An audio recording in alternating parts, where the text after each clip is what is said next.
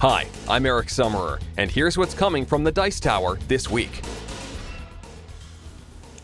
Why, good morning, everybody. Welcome to the news for April 8th, 2013. I'm sitting here going through all my game extra stuff and game repair kits with super glue and stuff. But let's take some time out to talk about the board gaming news. But before we do that, folks, the Dice Tower Convention. Now, you know, I talk about this a lot, and it's coming up, and it's going to be fantastic in July. But listen, there are 600 spots. 450 of them are already taken. There are not many left, so do not delay. Do not wait. Sign up for one now. All right, you can find all the information at Dice Tower Con. Now on to the board gaming news.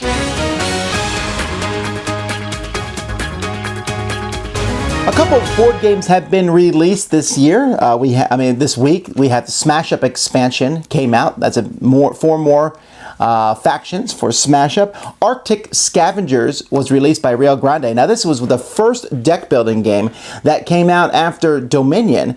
There's been quite a few since then. It was an independent design, but you know, I liked it. I just said it could use more production values. Well, Rio Grande picked it up and then was supposed to release it a few months later. 4 years later, the game is now finally out. So that's Arctic Scavengers. Ascension has released their newest standalone / expansion, Rise of the Vigil. And there's the Kickstarters this is not, I guess I'm not seeing as many Kickstarters started right now, but there's at least one good one out there called What's He Building in There? A worker placement game about being a mad scientist. The Origins Awards have announced their nominees. Disclaimer, I was on one of the committees, the board game committee only. We picked 10 games in that committee out of the games that were submitted to us. And again, it was a committee, so don't yell at me for the games. We submit those to the retailers at the Gamma Trade Show who vote them down to 5. The 5 game lists have just been announced. You can find those at GameBugle.com, which has all of our news. And then at the Origins Game Awards, people will vote on them to see which game is the winner there. So that is that.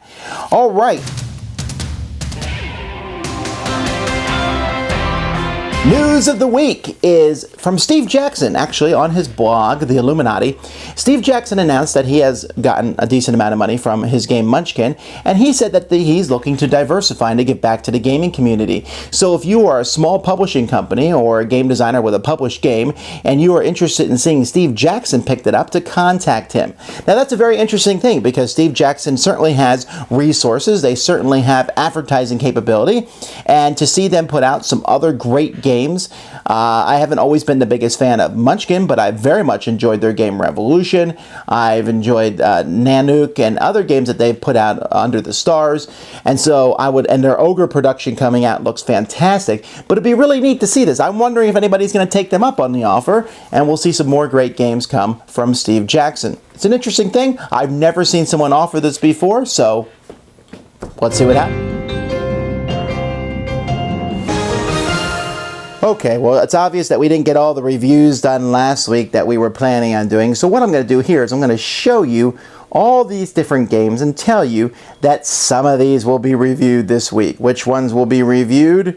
Well, that's we're going to have to wait and see. If you look over here, these are all the games that still need to be played, but these are going to be played and reviewed. So I know that there's some of them that people have been begging me to review, and others that I need to get around to reviewing as soon as possible. Some of these I've played a few times, but I need to play them more. But this is the soon to be reviewed, and this is the very soon to be reviewed. And then these are the greatest games of all times, of course.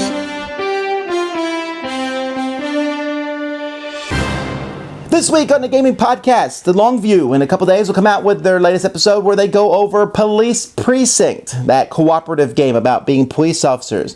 Ludology number 53 was just released, in which they have a panel that they put together at PAX East, in which they talk about the impact of video game design techniques on board games. Some pretty good people on this podcast, including Russ Wakeland from the D6 generation, Matt Morgan, and a couple game designers / publishers. So a really good panel here, so check that out.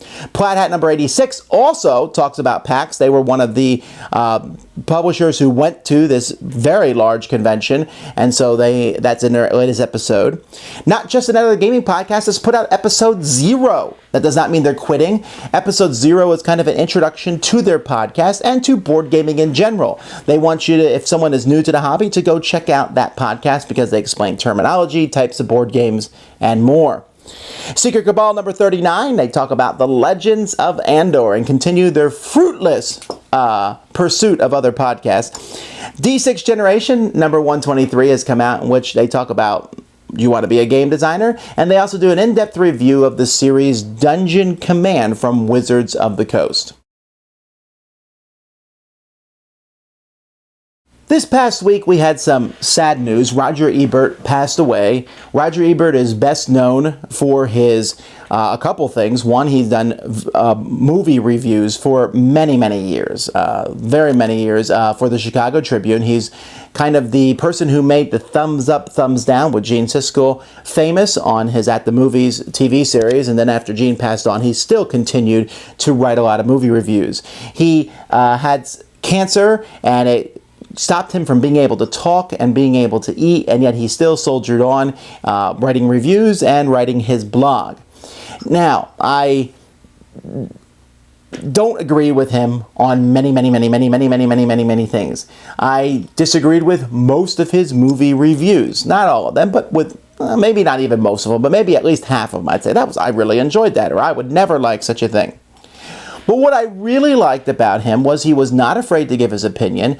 He looked at each review of a movie, I thought, separately from the ones who came before. So let's say he did not like a specific movie director, he still would go and review their next movie.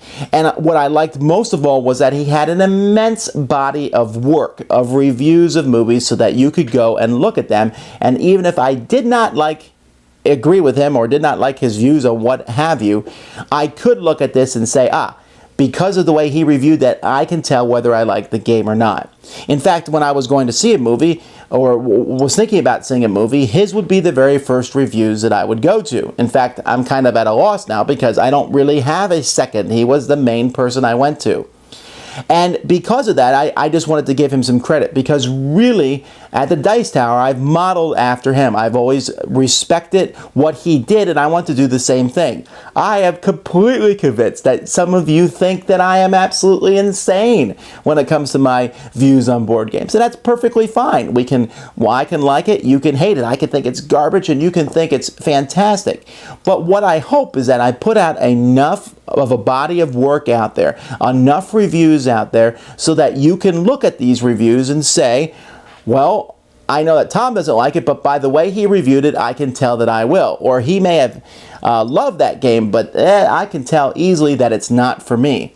And I'm hoping to inspire other reviewers to do the same thing, which is why the Dice Tower has so many reviewers on staff, because we want to review as many games as possible to make an immense body of work. Are you going to agree with me? You're probably never going to agree with me, at least 100% of the time, but we hope that we can provide this for you. We're nowhere near close the legacy that Mr. Ebert has left behind, but I did want to call some recognition to him and his whole thumbs up, thumbs down thing. I love that idea. I love the whole idea of rating things to say how good they are. And so we salute him, and we hope that you like our reviews in that same manner.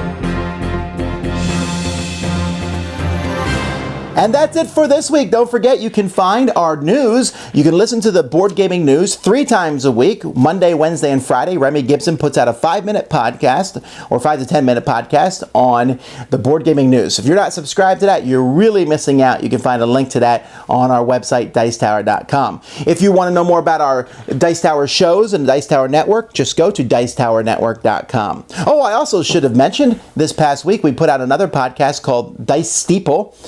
Dice Steeple is about board games and Christianity, so if that interests you. In this episode, we talked about being the bad guy. You can find that at the Dice Steeple, or I'm sorry, dicesteeple.com. So lots of things to get ready for. Convention season is coming upon us. Lots more gaming news, lots of reviews to do. Guys, have a fantastic week. Find all this and more at dicetower.com. See you soon.